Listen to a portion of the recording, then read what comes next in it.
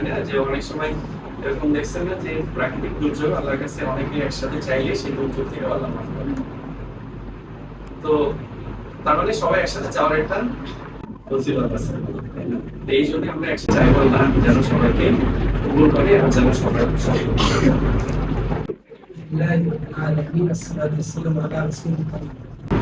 মানুষ হওয়ার জন্য কোনো শিক্ষা, মানুষ কি মানুষ তাহলে আবার শিক্ষিত তুমি সবাই তো মানুষ, আসল প্রকৃত মানুষ হতে শিক্ষিত হচ্ছে। এটা বিস্তারিত সারা বলবে আরেকটা সাথে বলতেছে যে লা ইলাহা ইল্লা আনতা সুবহানাকা ইন্নী কুনতু মিনাজ জালিমিন।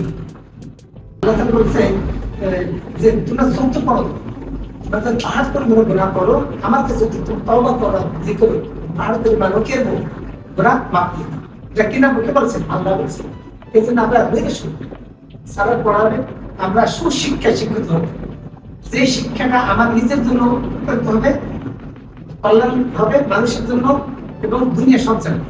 লা ইকরাহা ফিদ-দীন, ক্বাদ তাবায়্যানা রুশদু মিনাল গায়। যখন কোনো বান্দা আসতে নামাজ পড়ে, নামাজের পরে যে আয়াতুল কুরসিটা তেলাওয়াত করে, তার জন্য শুধু মৃত্যুটা বাধা থাকে জান্নাতে যাবে। এই জন্য আমরা পাঁচ ওয়াক্ত নামাজ পড়ার চেষ্টা করি ইনশাআল্লাহ। আর যখনই আপনার ফরজ নামাজ হয়ে গেছে, আপনি দেখেন ওই অন্ধকার কবর যেখানে মাটি নাই বা বাতি নাই, সাথী নাই, কোনো কিছু নেই, ওখানে আপনার যাইতেই হবে। টাকা পয়সা, বাড়ি গাড়ি, জায়গা জমি সব আছে। আজকে যে তাল্লা না করে দেখা যায় সার বিদায় শুরু খবর পাওয়া গেছে, সার দিলেতে চলে গেছে, আমি দিলেতে চলে গেছি, আমার এই বাড়ি পাঁচতলা থাকতে পারে, আমার কারণ ওই নিচে গ্যারেজের উপরে আর গ্যারেজ পর্যন্ত আমার শেষ। ওখান থেকে একটু দেখাশোনা করে একটা রেসোর্সেল করাই প্রবলেম বাড়িতে শেষ। এই ঠিক এই জন্য আমি সবসময় নাম্বার বুক আর সাথে সাথে যে শিক্ষাটা করলে আমাদের থেকে ভালো হবে চেষ্টা করবো। তখন আমি সুযোগ পাবো একটা দল তারপর পড়তে হবে, তখন আমি সবাই পাবো দেখছেন এই যে তখন আমার সুযোগ আছে যে কোনো হঠাৎ বিরুদ্ধে হঠাৎ বিপদ থেকে আল্লাহ নির্বাচন করি একটা ভালো লাগে।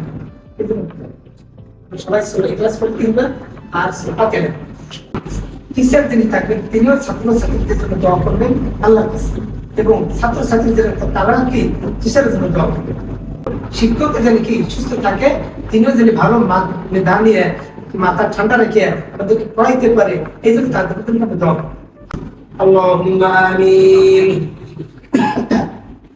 ربنا ظلمنا أنفسنا وإن لم تغفر لنا وترحمنا لنكونن من الخاسرين.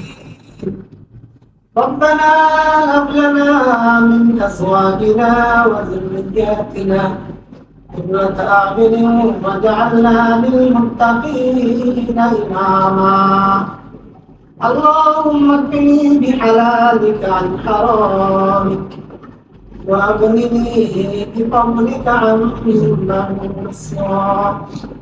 اللهم اغفر لنا ولوالدينا ولأستاذنا ولشيخنا ولمشايخنا ولأحبابنا ولأزواجنا ولذريتنا ولمن له حق علينا ولجميع المؤمنين والمؤمنات والمسلمين والمسلمات الأحياء منهم والأموات إنك مجيب الدعوات.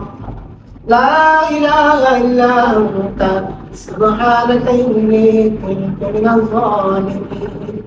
فاستجبنا له ونجيناه من الغم وكذلك ننجي المؤمنين.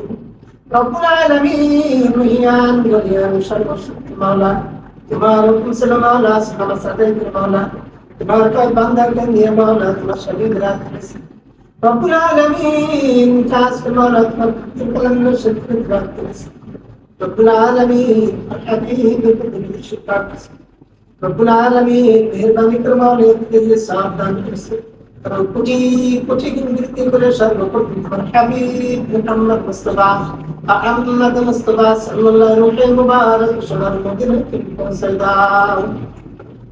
رب العالمين حضرت آدم عليه الصلاة والسلام থেকে পর্যন্ত যত মুমিন মুমিনাত মুসলিম মুসলিমাত মুসলিম আল্লাহ মাওলা তোমার থেকে সাবধান দোকান কবর সুমালা মেয়েদের ভিতরে তাদের বংশ কবুল করে নাও রব্বুল আলামিন কাজ করমা রব্বুল হাত মাওলা আমাদের প্রত্যেকের মা বাপ দাদা দাদি নানা নানি ভাই বোন আত্মীয় স্বজন পাড়া প্রতিবেশী রব্বুল আলামিন যারা অন্ধকার কবর শেখ মাওলা মেহেরবানি করে প্রত্যেকের কবর আযাব তুমি মাফ করে দাও রব্বুল আলামিন প্রত্যেককে তুমি জান্নাতুল ফিরদাউস নসিব করে দাও রব্বুল আলামিন তুমি তো জানো কোন উদ্দেশ্যে কোন নিয়ে তোমার আত্মা শহীদ রাত্রি তুমি জানো দেখো শোনো সামিউন বাসীর রব্বুল আলামিন মেহেরবানি করে মাওলা আমাদের প্রত্যেক বলা শুনি শিক্ষা শিক্ষিত তৌফিক দিয়ে দাও রব্বুল আলামিন প্রত্যেকের মনে মকসদ কুরআন করে দাও রব্বুল আলামিন মনে তামান্না কুরআন করে দাও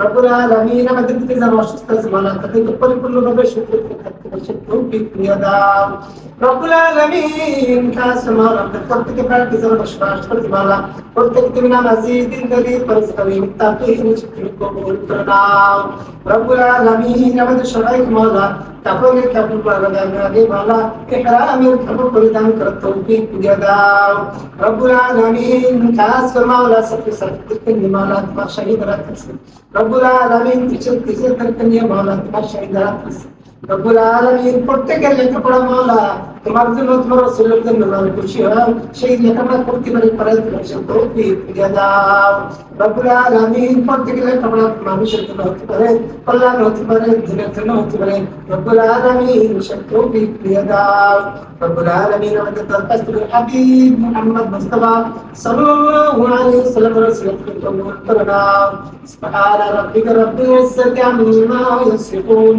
ওয়া সালামুন আলাল মুরসালিন আলহামদুলিল্লাহি রাব্বিল আলামিন লা ইলাহা ইল্লাল্লাহু মুহাম্মাদুর রাসূলুল্লাহ।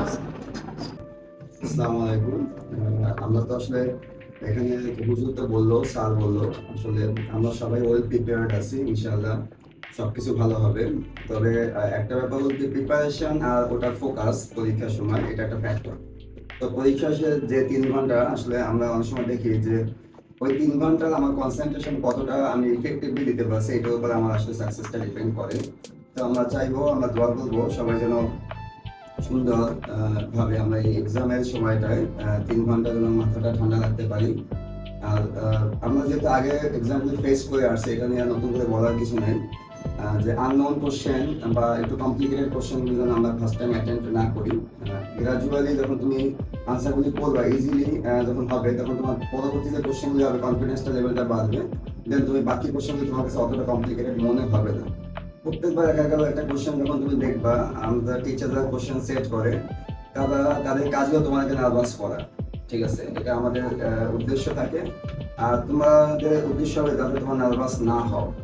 সো একটা ক্লাস কোশ্চেনটা দেখে যেটা তুমি ভালো পারো সেটাই আনসার তোমার কনফিডেন্টলি করতে হবে, ঠিক আছে? আর মানে ইংলিশ বা অন্যান্য যেগুলিতে যে সমস্ত সাবজেক্টে স্পেলিং একটা ফ্যাক্টর, আমরা অনেক সময় দেখি যে স্পেলিংটাকে আমরা ইগনোর করে যাই।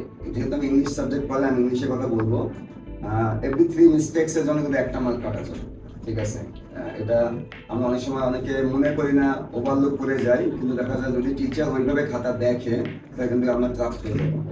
স্পেলিংকে আমরা প্রাধান্য দেবো, খাতাটাকে প্রেজেন্টেশনটা বড় ফ্যাক্টর, যেহেতু এটা একটা পাবলিক এক্সাম, তোমার খাতার আউটশোটা তোমাকে ডিপেন্ড করবে, তোমাকে ফোকাস করবে। আসলে আমি তো তোমাকে চিনবো না, আমি তোমার খাতাটাকে চিনবো।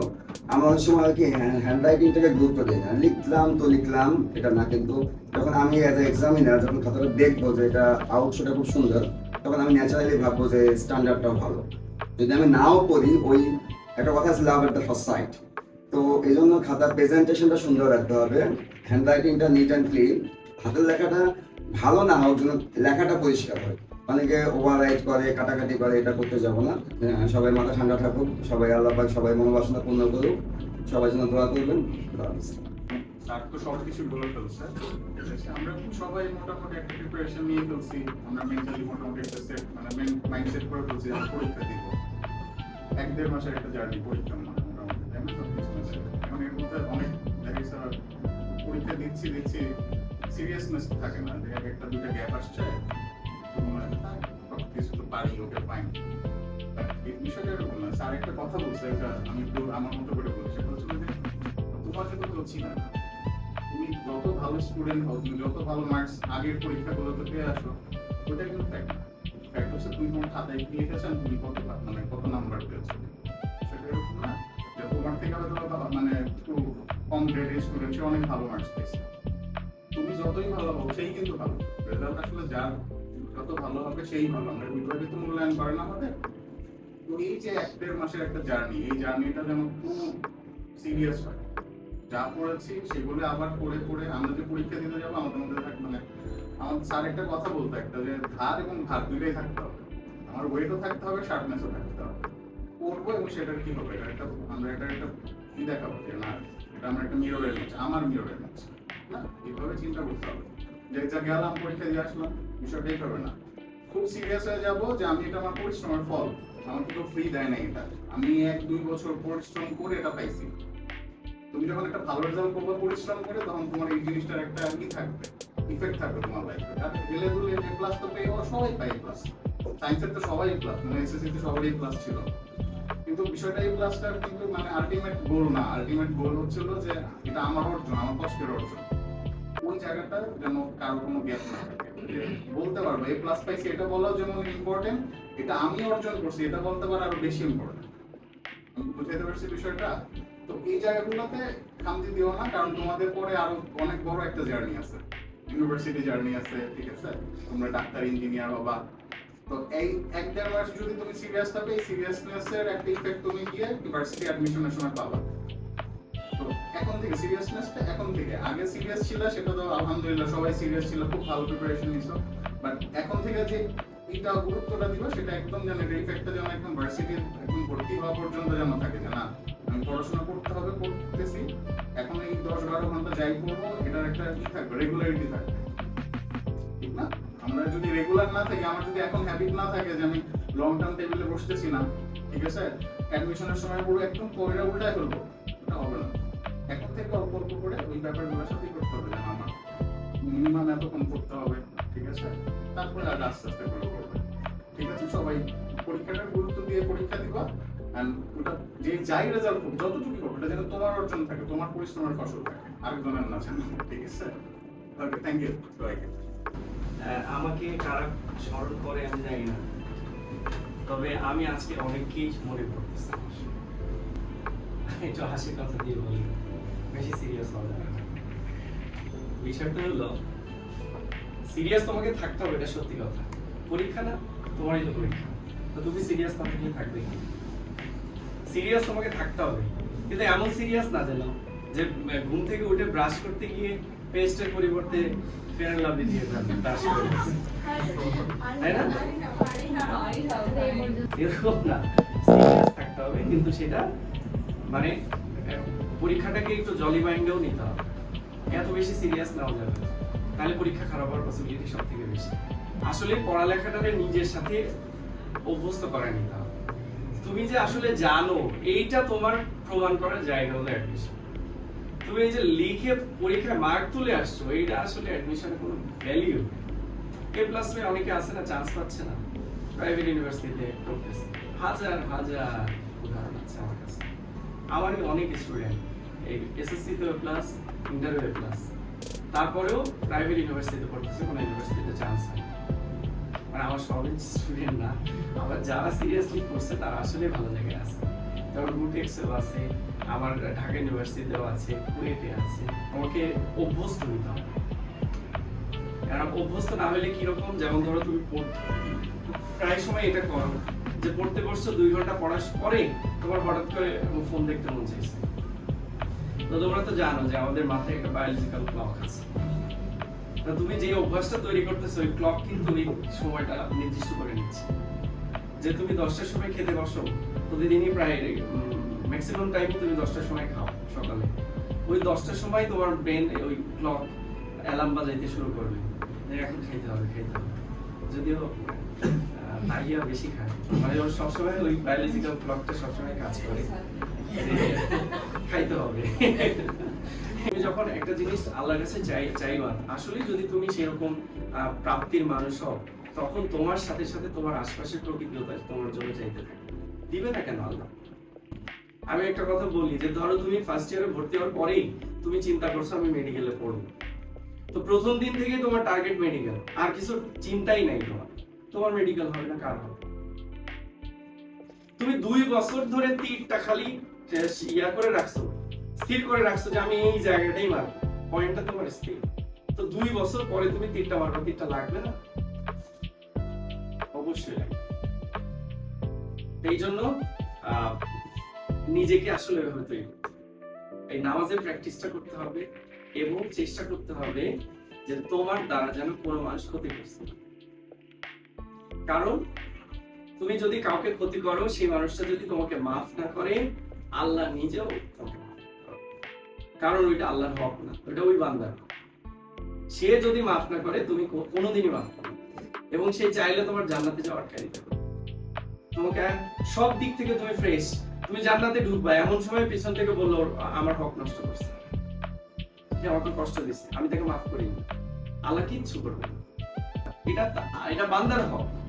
আল্লাহ বলে দিচ্ছে যে বান্দার হক বান্দার কাছ থেকে মেটাইতে হবে।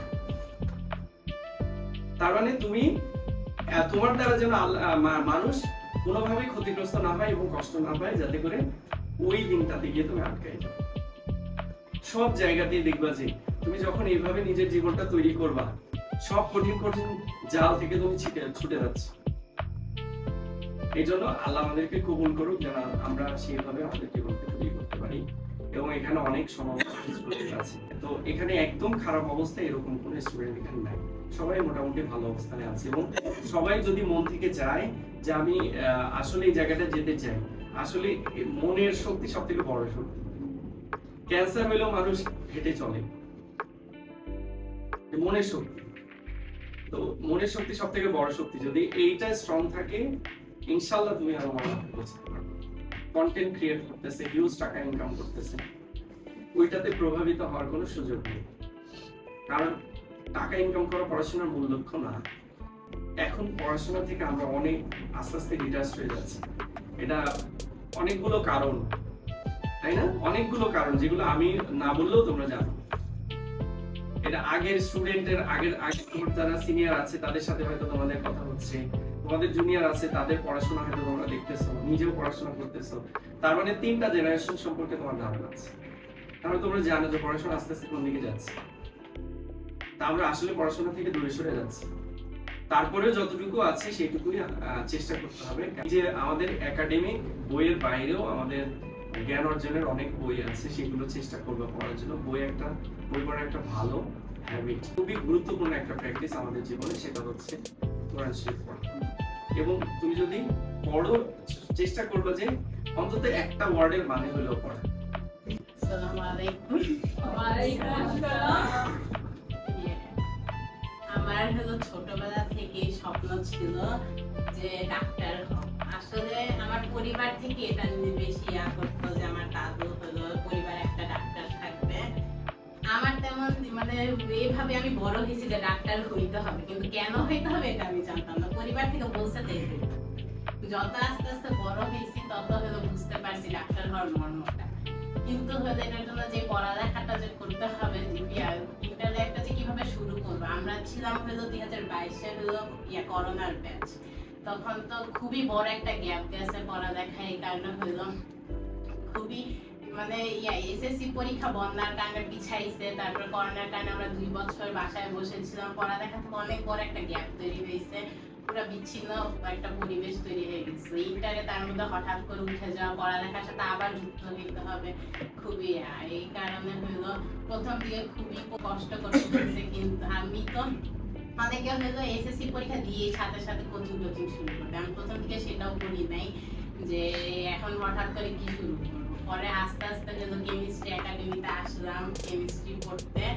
অন্য কোনো কোচিং এ আমার আসলে কোথাও টিকে নেই, কেমিস্ট্রি কোচিংটা আমি এক জায়গায় যে ঢুকছি এখানে আসছি, এখানেই হলো ভালো করতেছি। আল্লাহর রহমতে স্যারের কাছে অনেক শুকরিয়া, আমার পথটা এখানে তৈরি করে দিচ্ছে। একটা সাবজেক্টের জন্য হলো এটা অনেক বড় একটা বিষয়। বাকিটা চেষ্টা করব নিজে থেকে, আর সবাই দোয়া করবেন যেন পরীক্ষা ভালো করে, স্যার দোয়া করবেন। আসসালামু আলাইকুম। প্রথমে শুরুতে আমি ঢাকাতে ছিলাম না, নতুন আসছি। পরে কলেজে চান্স পাইলাম। কলেজে আমি জানতাম না এই কলেজটা কেমন। প্রথমে মনে প্রশ্ন জাগতো যে আসলে কি ভালো কলেজ কিনা জানি না। আমি আশেপাশের যেসব বন্ধু বান্ধব বা সবার সাথে পরিচিত হলাম, আস্তে আস্তে জানতে পারলাম যে কলেজটা কিরকম। তবে কলেজে ভালো পড়াশোনা হয়, পাশাপাশি আমি প্রাইভেট পড়ি কলেজের টিচারদের কাছে বা আশেপাশে। শরীফ স্যারকে আমি চিনতাম না। পরে প্রথমে কলেজের এক কেমিস্ট্রি স্যারের কাছে পড়তাম, স্যার পড়াইতো, কিন্তু আমি বুঝতাম কি বুঝতাম না এটা আমি নিজেও জানি না। পরে স্যারকে প্রশ্ন করতে পারতাম না। স্যার ভাবতো ভালো স্টুডেন্ট হয়তো বুঝে বা 9-10-এ পড়ছে।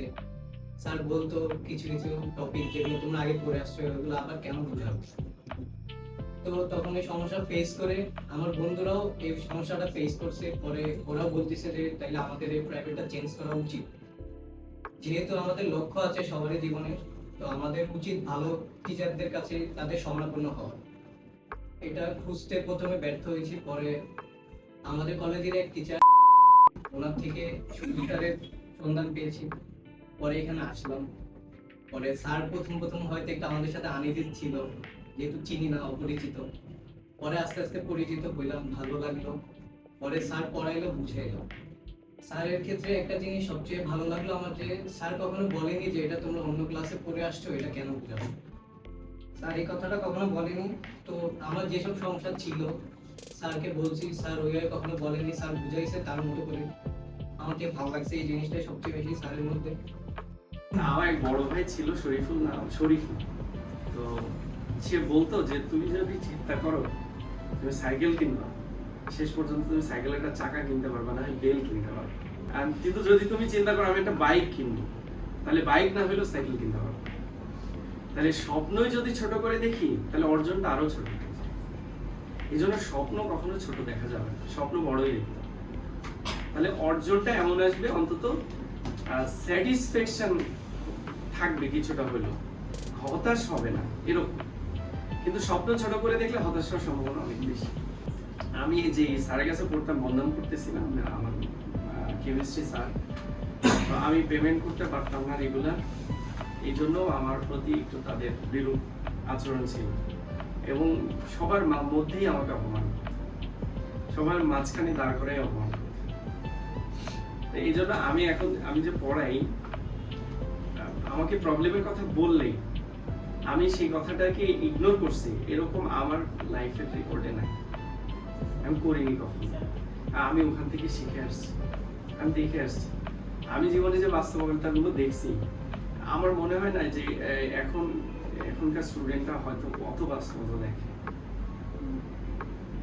আমার ইন্টারমিডিয়েট পরে পড়াশোনাই হতো না, আমি চাকরি নিলাম গার্মেন্টসে, 6 মাস গার্মেন্টসে চাকরি করছি। তারপরে আমার মনে হয়েছে যে না, গার্মেন্টসে আমি পারবো না, আমার পড়াশোনা করতে হবে। ভর্তি ছিলাম কিন্তু ক্লাস করিনি। 6 মাস পর থেকে আমি আমার পড়াশোনা শুরু করছি। অনেক লম্বা জার্নি, অনেক কষ্টের জার্নি। তারপরে শেষ পর্যন্ত আল্লাহ আমাকে কবুল করছে, আমি একটা জায়গায় আমার গ্রাজুয়েশন শেষ করতে পারছি। এবং এখন আমি আমার মন থেকে আমি যতটুকু পারি আমি ততটুকুই শেখানোর চেষ্টা করি। আমি অনেক জানি এরকম না, কিন্তু আমি যতটুকু জানি আমি চেষ্টা করি সেইটুকুই তোমাদের মধ্যে দিয়ে দেবো। কারণ কি, আমি বললাম যে এই সময়গুলো যে আমি পার করে আসছি, আমি এই জিনিসগুলো পাইনি, আমি অপরচুনিটিগুলো পাইনি। এই জন্য আমার মনে হয় যে এইটুকু সুযোগ, এইটুকু সাহায্য যদি আমি করি তাহলে হয়তো সে আরো একটু ভালো করবে এবং তারা দোয়া করবে। আসলে আমার মূল জায়গাটা হলো এটা। এক সময় হয় কি, আমি এখানে বসায় রেখে বলি যে না এটা করে যেতে হবে, এরকম বলি না। কারণ আমি জানি কি, বাসায় গেলে পড়াশোনার মানসিকতাটা অনেক কমে যায়, নষ্ট হয়ে যায়। এই জন্য অনেক সময় অনেক কথা বলছি, অনেক রাগ দেখাইছি, অনেক বাজে মন্তব্য করছি। আসলে এগুলো তোমাদের ভালোর জন্য বলছি, যেন ইন ফিউচারে তোমরা ভালো জায়গায় পৌঁছাতে পারো এবং আমি যেন বলতে পারি যে আমার স্টুডেন্ট এখানে আছে। এই যেমন আজকে বললাম যে আমার একটা স্টুডেন্ট এখানে আছে, একটা স্টুডেন্ট এখানে আছে। এইরকম আসলে এইটা বলার আকাঙ্ক্ষা ভিতরে কাজ করে ইনশাআল্লাহ। তো আমরা সবাই সবার জন্য দোয়া করব, যে সবার বাবা মার পছন্দের সন্তান, একজন আদর্শবান সন্তান, একজন শুদ্ধ পরিশুদ্ধ ইমানদার মানুষ হওয়ার তৌফিক দান করুন, এটাই সবার জন্য কামনা করি। আজকে এই পর্যন্তই। আসসালামু আলাইকুম। আমার জন্য সবাই দোয়া করুন।